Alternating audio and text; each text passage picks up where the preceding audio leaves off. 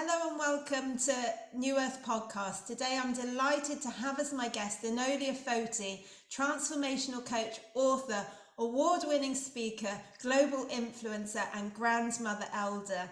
Today we're going to be discussing how Enolia's contribution to humanity at this time is training New Earth leaders. Welcome, Enolia. Thank you so much, Sarah, and thank you so much for that beautiful introduction. I truly appreciate it. Oh, it's just lovely to have you on the podcast today, Enolia. So I wonder if you can just tell us a little bit about your background and how you came to find this path in life to start with. Well, it's interesting. I was born and raised in New York City. I'm a Queens girl, a New Yorker through and through. And just like everybody else going to school, I graduated with a degree in mathematics, and then I entered into the job market. I found myself designing computer networks for a living. And during that time, I also got my master's. There I am in the corporate world, working with the corporate industry and learning a lot. I learned and was trained as one of the top leaders in my industry, leadership by invitation. And it's interesting having gone through that there were still major and significant issues that many of us were dealing with, and they didn't have to do with leadership. They had to do with the human condition. They had to do with the backgrounds that we came from, the security that we felt or insecurity that we felt. It had to do with some of the traumas that we had went through and not necessarily addressed, and it showed up in the leadership. So I always kept that as like a footnote to understanding. Went through my corporate leadership, eventually decided that I wanted to do something more. And so meeting my first Indigenous grandmother elder, I found a different way of teaching and a different way of leading and a different way of living life. And I loved it and I embraced it. And that door opened my training to being and working with many Indigenous elders, both men and women, and learning from their cultures and learning from their cosmology and learning from them different viewpoints of life that aren't typically seen, not by the mainstream. And with that, I was able to develop, because training was always one of my strong points, my own methodology for training leaders that wasn't addressed. So I'll leave the story there. That's beautiful. What a beautiful journey and transformation. I'd love to dive in a little bit deeper into the personal transformation that you went through. Because, my understanding of the corporate world is that it can be quite cutthroat. And, no doubt there's a lot that you learned from that you've actually brought into your training now. There's probably a lot of positives around boundaries, about standing in your truth, some of that you brought forward, but how you then integrated that knowledge of the grandmother elders, that sitting in a circle coming from the heart, and a whole Yeah. different valuing of each individual to shifting from competition more into that kind of sitting in a circle and valuing. Yes. Well, I have to say that navigating the waters of corporate is definitely a challenge. And that's the key, is that many of us don't navigate the waters. Many of us who are the workers, we experience the waters, we react to the waters, and then we kind of swim up to get air, and we find ourselves drowning. We don't like the waters that we're navigating. We react again left and right to the waters. I'm not enough. I'm not good enough. Am I worthy for getting this? Or I have to fight and step on and demean and belittle the person next to me in order to get the air that I need and to be seen.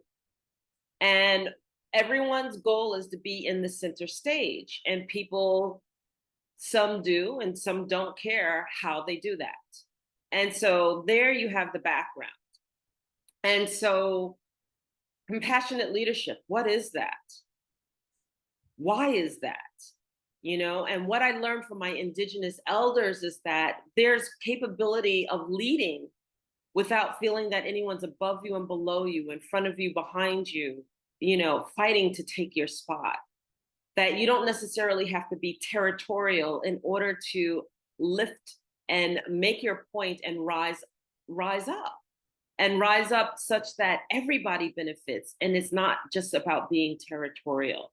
So those are completely polar opposites of what the corporate and the industry breeds into others. And some schools, some colleges breed that competition into you so that you'll do what it takes in order to lead.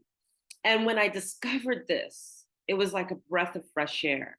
My own experience was that I had to learn to put my ego aside, put my ego down.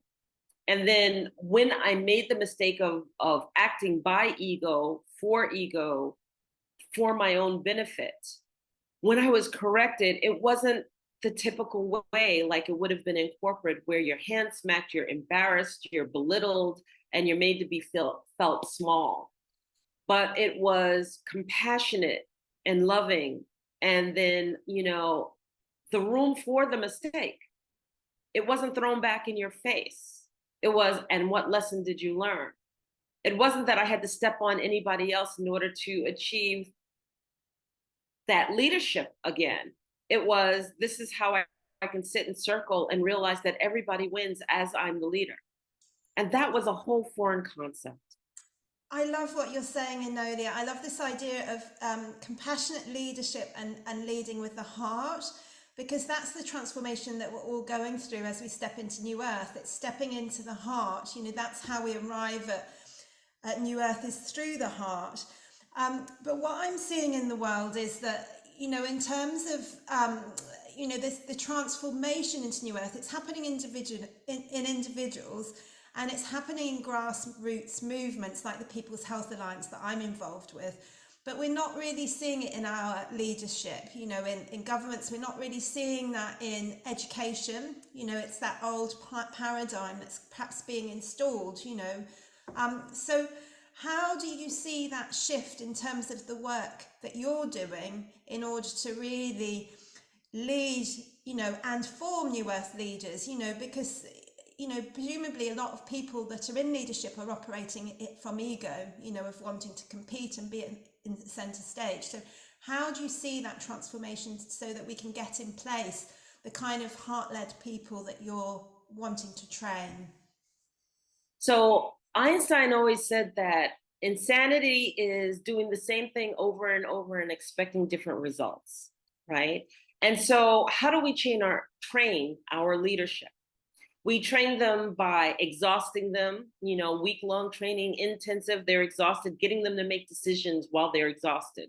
That's one methodology. I've been through that beautiful feat.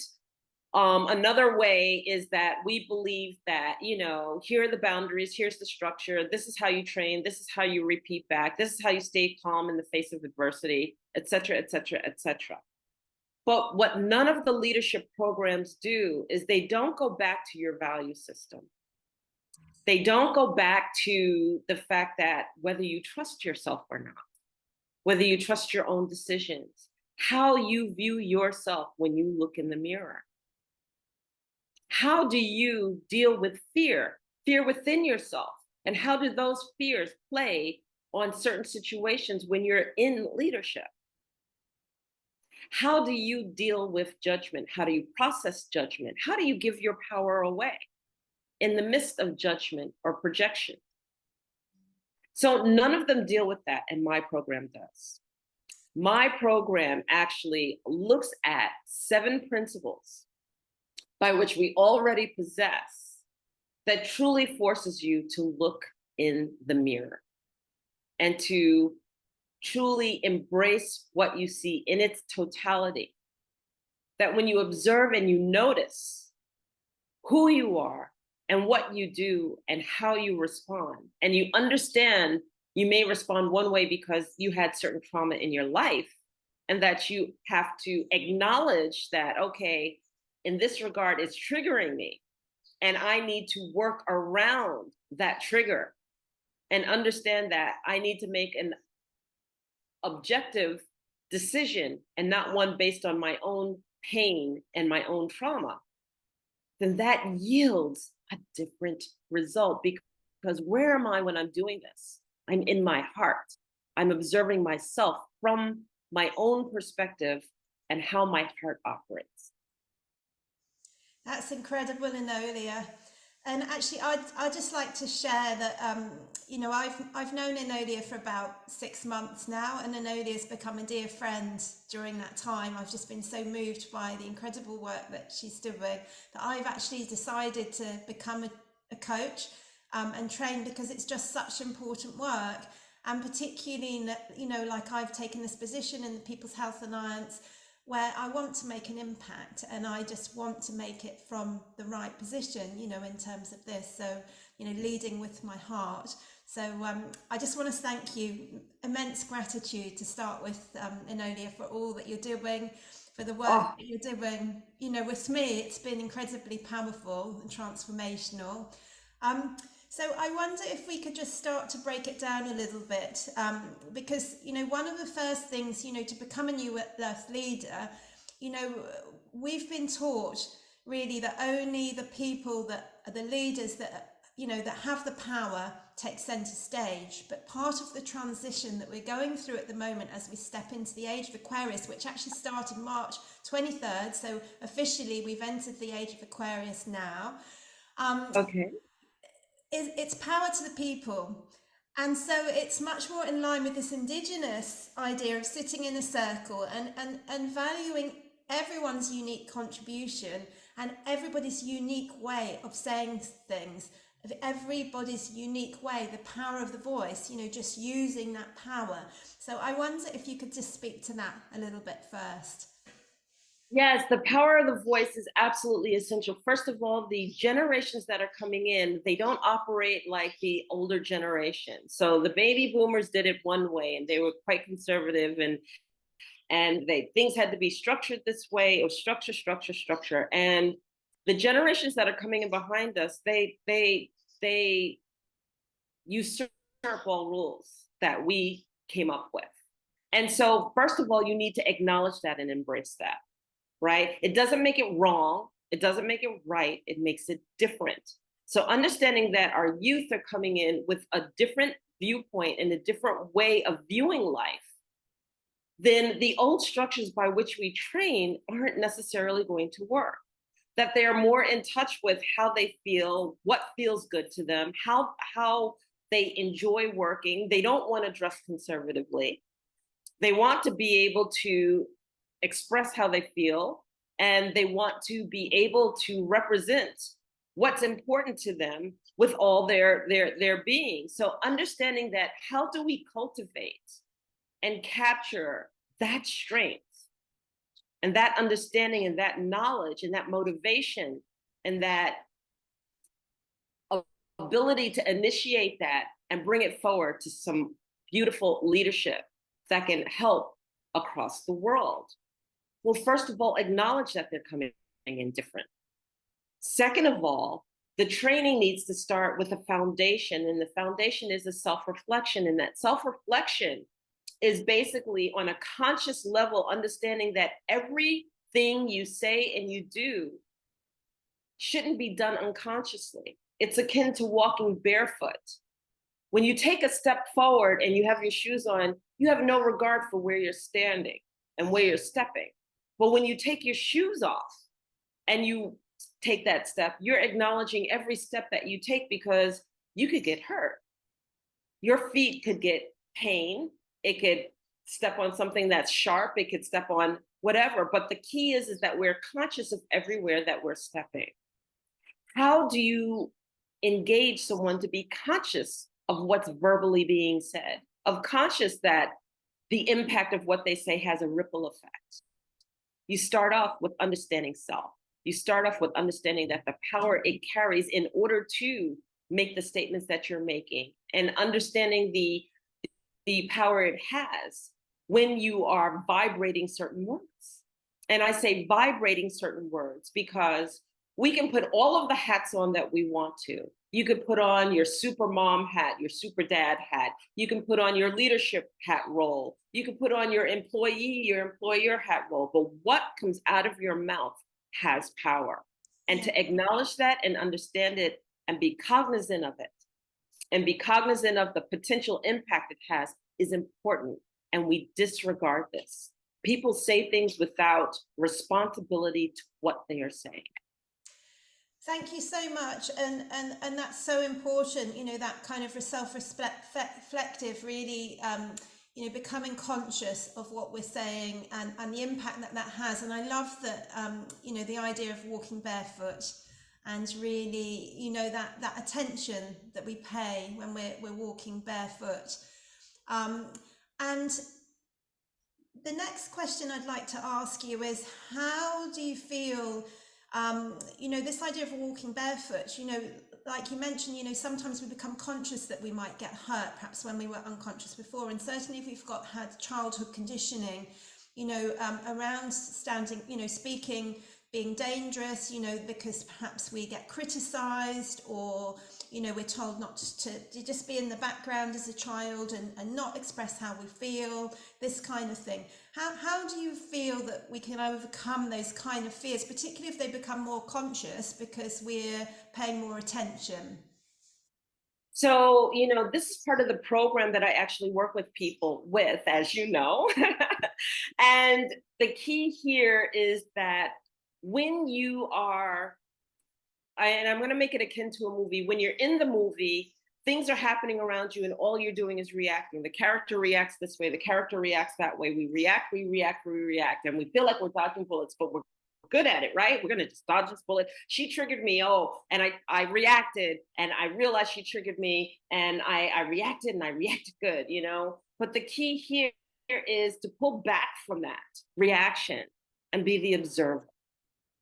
And if you are watching things unfold instead of reacting, then you can see that, oh, Sarah just said this to me and she triggered me. Now, is she purposely trying to trigger me? Because I realize that that's a trigger. I'm aware of my triggers. I know that what she said really hurt me, and what is the intention behind that statement? Was there an intention behind that statement? Was she trying to trigger me so that I'm off balance? And therefore I respond off balance, and then I deflect the point that was trying to be made. And it's lost because she got my emotions to kick in because I'm too busy reacting versus staying on point.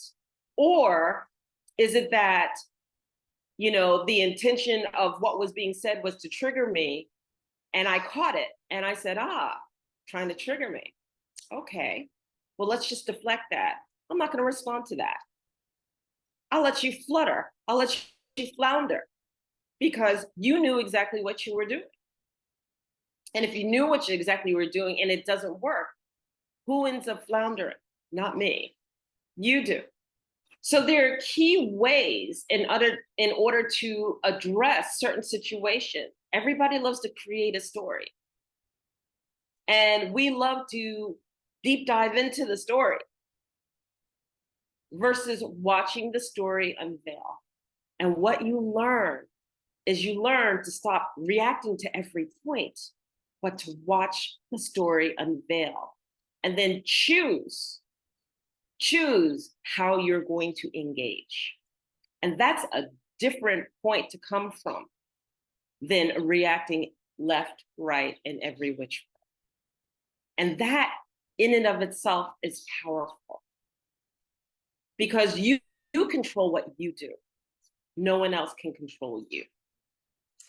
I love what you're saying, this idea of stepping out of the story, because, often the story is on repeat.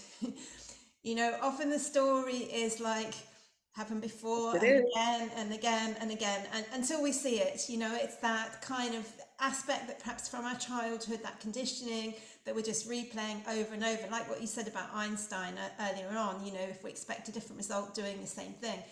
So taking that moment to, observe and step back and not react, an energy medicine practitioner, and my understanding from quantum physics is observation changes reality. You know, so that act, even if we do nothing, that moment of not reacting, of observing, has changed things already. You know, so that is incredibly powerful. And I'd like to talk a little bit now about how we navigate that kind of standing in our truth, you know, particularly if we're dealing with conflict, you know, how we navigate that, to, you know, because it's not always easy then to make the decisions, because once you've made the observation, you might wish to make different decisions to what you've done before. So you're stepping really into unknown areas and stepping outside of the comfort zone. So I'd be really interested to hear how you navigate all of that. Well, the key is to trust yourself, Sarah. We have instincts. And the key here is that if you are dealing with a series of confrontation, one of the key things about confrontation is that it engages the emotions. And once the emotions are highly engaged, you lose thought and sight because the emotion is taking over. So if the anger is blinding, it's exactly what it is. It's blinding.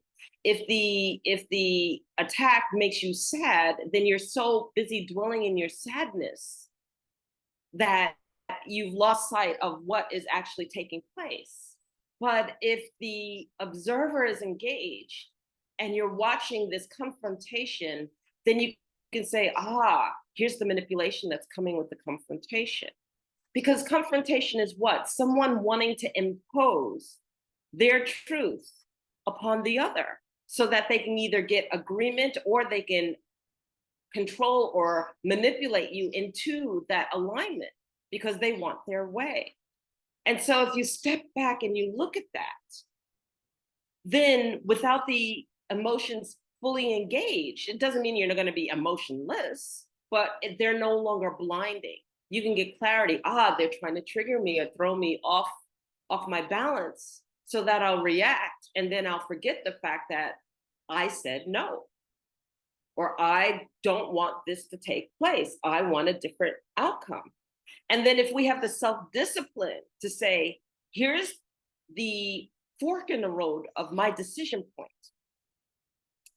And with the fork in the road of my decision point, this is how I want to and I wish to engage.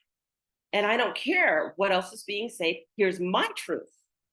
Here's where my position is. And I stand strong in it. And sometimes even silence marks that position very, very clearly.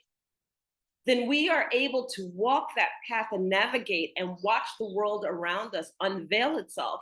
And then we choose when to engage to give that answer. Otherwise, we can reserve back, watch, and say, you can confront all you want. My position's already clear. Or you can confront all you want. I'll give you an answer when I'm ready.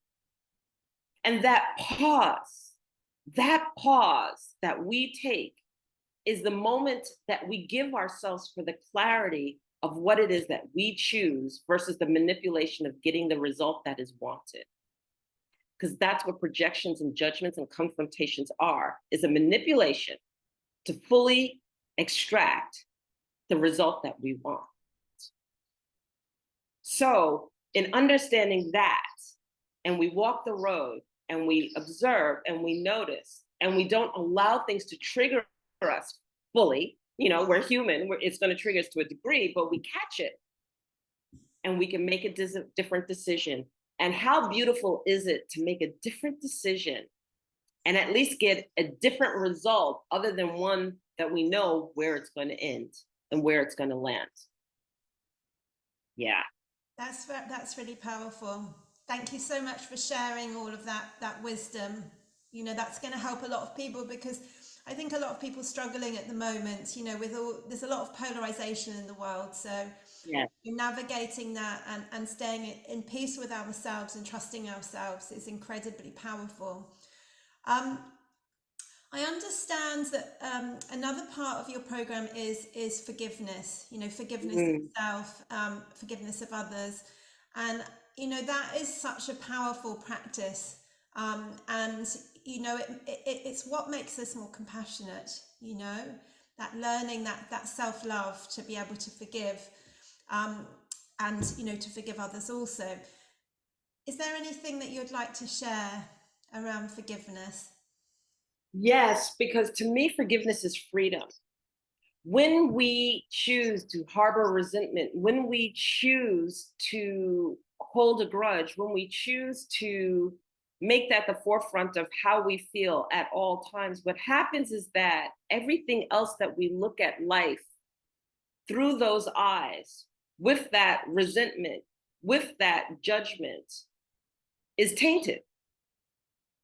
And so, once we come across the similar situation, instead of making the decision that this is somebody I can trust, this is something I can instill in and plant the seed of like, you are powerful, you can do this. We see through those tainted eyes, and then we react as if it's already happened of what it is that pained us. Let me give you an example. For example, and I'll use my son. If my father was an alcoholic, and I have 2 boys, and my boys are now in their latter teens, and they're starting to drink.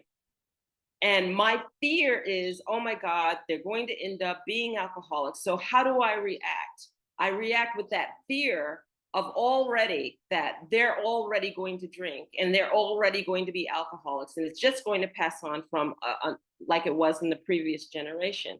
So what happens is that I end up cultivating that because I'm already reacting to it as if it already happened. Yeah.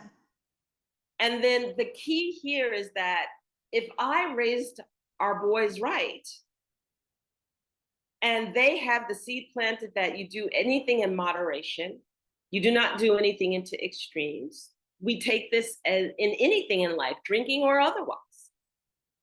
And I treat them because I have trust for them. And I allow for the mistakes, because every once in a while they're going to come home having made that mistake and they'll learn from it. But I don't automatically assume and treat them as if they're going to be drunkards, drunks, and I don't chastise them. You're never going out. You're never going to do this. And I don't allow that in my house because this happened to my family. Then what I do is I give them an opportunity to have their own power and their own control and their own agency to execute and say, I can trust myself and I will not take that to the extreme. And my mother and my father trust me. So how we see life and how we make those decisions already implicitly has a result. And we can either cultivate that result in its negative aspect or its positive aspect. So by forgiveness, you're not forgiving people for what they did in terms of that. Sometimes, sometimes you're like, oh, they did this, and this to me, I'll never forgive them. Okay, that's a different aspect. But how do you choose to see it? How do you choose to see it? Forgiveness of self says, I choose to not give my power away to somebody else, but I choose to take back my power by being able to view life the way I choose to view it, not tainted by what you did to me to look otherwise. I think it's powerful. Yeah, it's really interesting. And this idea of, where we're placing our energy again, and it's something that I've been aware of for quite some time, this, in terms of what's happening in the world at the moment as well, and fear-based narratives that are playing out, and almost like a predictive programming, of then people buying into it and then it manifesting or believe, it's kind of, the anticipation almost makes it happen. So, one of the decisions that I made was that I was, rather than looking at all this fear-based stuff, the news even, being one of those things, was to really focus on which I wanted to create. That's why I love the People's Health Alliance, because it's really based on building a new future for healthcare, which I love. Exactly. I love that shift in awareness. It's so important. So we can be aware of what's going on, but as soon as we're starting to get involved emotionally, then that's a different, that becomes something else, because we're adding energy to that timeline in a way. So exactly. Exactly. Yeah, so I'd love if there's anything else that you'd like to share about your program, and also if you can let us know, how people can enroll on this program if they're interested in it, because I can say personally, it's absolutely incredible. So if you can give the details of people in case they're interested to take part as well, and anything else you'd like to say about the program. So I want people to know that I also wrote a comparable book called The Seven Principles of Self-Mastery that can go along with the program, that goes along with the program also. It tells you not only the origins of why I use the tools, the way that I use the tools, but also my experience with the tools and what I had to learn so that you can use my story as a potential springboard for helping and relating to your own and seeing that you're not alone and having gone through certain situations. The program is definitely for those who are ready to change, but they're not quite sure how to transition into that change. They know that's something that needs to shift in their life. And I'm going to go back to corporate. There was a moment in corporate where I wanted to leave corporate, but I wasn't quite sure how to transition that. And I wanted to be an entrepreneur. And I especially share this with the entrepreneurs because for corporate, you didn't know how to transition out of corporate. And then some people are just taking the leap. But you have to have a strong foundation, and that's what this brings you. You don't build a foundation of a house in sand, right? So if you know that you have trusting yourself issues, worthiness issues, you don't like what you see in the mirror, you want to change your life, address that. Address that and give yourself a strong foundation so that when you embark on those entrepreneurial experiences, when you embark on entering into corporate, when you embark on making a decision that's going to be a leap of faith, that you fully do it on a foundation that really allows you not only to trust yourself, but to catch those manipulations when somebody is trying to throw you off kilter, to catch those projections and judgments when somebody is really has an intention behind it to again throw you off your leadership because you are progressing well. And to be able to be that observer, to understand that this is what's taking place and this is why. So that's what I address. I think it goes hand in hand with any entrepreneurial experience or training. I think it goes hand in hand with any corporate training and experience or any institutional training and experience. It's a hand in hand program. And it's called Empower, Achieve, Succeed Through Self-Mastery. Yes, it So is. we'll put Thank the you. link underneath for anybody that wants to join that. But I believe you also have a coaching program, which I'm going to, once I finish this one, I'm going to be doing as well, because I'd really like to teach this work, because I just feel it's such important work. Yes, I do. Thank you so much for bringing that up. I actually took all of this work and I developed a coaching training program. I have one coach out there, and I have 5 more in the funnel, and people are starting to catch on and starting to come through. And you being one of them, I'm so thrilled and excited about. And it's based on this work, this heart-based work. And the beauty about this is that it is world-based. So what this means is that the work is not dependent upon one particular culture, that anyone in any culture is able to go through it because it respects all culture. It doesn't take one culture's viewpoint and press upon it another culture, but that it has the boundaries and respect for all cultures. So it doesn't matter what culture you come from. It doesn't matter if you're in Africa, in Asia, in Australia, in the US, or in Europe, that it's going to respect all traditions and everything because you're doing inner work. You're not doing projected work from the outside. That's amazing. And I believe you've got lots of stuff in the pipeline, haven't you, around where this could be taught? I know you don't want to share the details of that when it's kind of in process, but perhaps you can just give an overview of how you see the vision for this. So I see the vision for this by training world leaders. I see the vision for this because, again, we have all of the leadership criteria that we need, but we don't have the underpinnings. And it is actually being evaluated as we speak for world leadership. And that includes government institutions as well as global companies and global NGOs, as well as education institutions, and as well as corporate.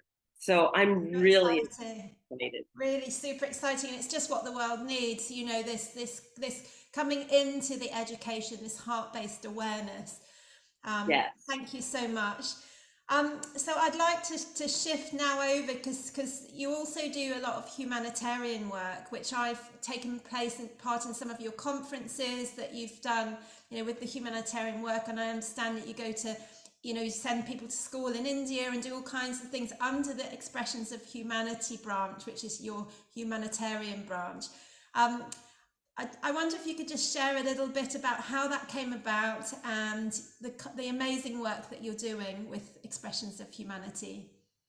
So I'm really excited about Expressions of Humanity, and I'll tell you the story of how it got started. And I'll do that briefly, which is that I was at a beach called Benfica in Angola, Africa, and two girls almost drowned. And if you want to actually hear the story of what happened, you can go on expresshumanity.org, which is our Expressions of Humanity Foundation website, and play the story. And it's actually one of the projects because I want to teach Angolans how to swim. So two girls almost drowned. And it moved me so much. I was like, I have to give back. And I went home and I immediately created Expressions of Humanity Foundation. It was on my heart. It was the way that I could actually give back. And so what Expressions of Humanity is an foundation that actually acknowledges the activism of humane and humanity efforts that are going on around the world. And one of the things we love doing is we love sending kids to school. And we look to send kids to school in the underserved, and we look at youth leadership. So the underserved communities of the Quiros Indians of Peru is one of the schools where we have several kids that we're sponsoring.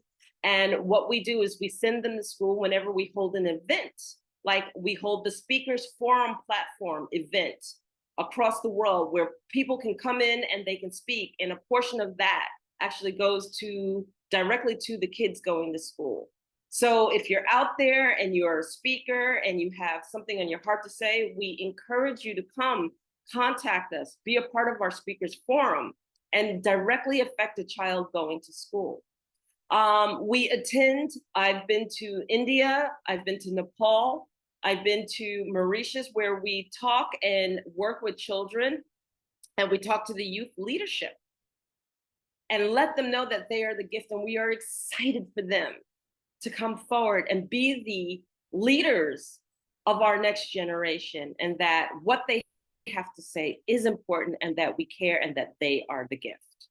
So this is the work that we're absolutely thrilled to be able to participate with and start with and expand. That's so beautiful, Enolia, and you know, like, our children are our future, so that's where the training needs to start. So, you know, it's so incredible that you've made this armor for your work to really make that happen. And I know within the People's Health Alliance as well, they're very much bringing in youth hubs and encouraging. You know, they have a children ambassador, June Tranmer, who I interviewed on an earlier podcast. And they're really bringing in that kind of voice, you know, to the children, so that we can start to encourage this idea of youth leadership. So it's very, very exciting. And I'm also very proud because I've been made a global wellness ambassador for the Expressions of Humanity. So I really want to do all that I can to support this amazing work as well. So thank you so much. We're excited to have you, as well as 17 other ambassadors that are helping us to really just get Expressions of Humanity out there, and to identify projects that where we might be able to assist and help and facilitate, and then also, you know, bringing in funding so that we can help others. So it's beautiful, symbiotic relationship, and we love it. And you have an incredible global summit coming up, which I'm going to be sending out some information about. That's called Envisioning Your Future. So it's Yeah. very much on this theme of creating new earth, new earth leaders, encouraging them to step up by giving a platform. I wondered if you'd just like to talk a minute or two about that event in case anyone would like to take part or register. We can put the link underneath the video. Yes, I thank you so much. Envisioning your future is really important to us because what we want to do is we want to call out the leaders, and we don't care whether you're a corporate or an artist or or a child. All of us are contributing and creating what our future looks like. And we want to know what that looks like to you and how you choose to impact. And so, whether you're a coach or whether you're a child leader, I love the Glory Foundation. Glory Foundation is one of those foundations where they cultivate and encourage their youth to speak their voice and to speak their heart every step of the way. And so we're calling on everyone. Show us and tell us how your art impacts the world. Show us and tell us how your youth leadership and what you want to see change impacts the world and shapes the world in its future. So we're really excited about the speakers platform, and we're really hoping that people will come out and really share their visions and share what they want to create in a future that they see. That's incredible. Thank you so much. So is there anything else that you'd like to share before we finish up today? I'd love to hear a little bit about your, being a grandmother elder, because that's such a huge honor. And, it's just holding that energy is really quite something. Thank you so much. So when I first met one of my first Indigenous grandmothers was Grandmother Isabel Mawasaki of the Ojibwe Nation. And she was the one who taught me my biggest lessons in life that started a whole path that I never knew that I would attend on, which is to really cast my net across the world and to help wherever I was capable of helping. And if you want to learn more about that journey, it's in my book, How I Found My Sovereign Voice with My Grandmother Elder, with its comparable journal that again does lessons learned for each chapter and then relates those lessons to your life and to you if you want to go that direction. But it tells about the story of how she shaped my leadership, how I put my foot in my mouth many times and thought that, my corporate ways were going to work, and how I just learned a different way. And that laid a part of the foundation of how I view and how I address the world today. And to go full circle back, it would be approximately 13 to 15 years later that I go back to Grandmother Isabel, and she made me a grandmother. And now I am what she is. And I impart that wisdom and that work and that giving of heart right back to the world as an elder, as a grandmother, and as a matriarch with the other grandmothers that traverse the world. And I'm thrilled and honored to be a part of that lineage. That's beautiful. Thank you so much for sharing that incredible journey, powerful journey. So, are there any last thoughts that you'd like to leave us with today? Yes, I always love to just leave you with one thing that you can do. Remember the power of your words and make them count, because somebody is listening to you. And the vibration and the power that you share with them is the ripple effect. And that which they receive will then go to the next person and the next person and the next person. And how you made them feel will go to the next person and the next person and next person. So make every word count and know that what you have to say is important and is being received. Beautiful. Thank you so much. It's been absolutely wonderful to have you on the podcast, Enolia. I've just really loved chatting with you and connecting with you today. Thank you so much for having me, Sarah. What an honor it is to be here with you, and what an honor it is to walk the path side by side with you. It's a beautiful journey, Enolia. And thank you everyone for listening today. Please do hit the subscribe if you've enjoyed today's podcast so you can hear some other wonderful speakers. Bye for now.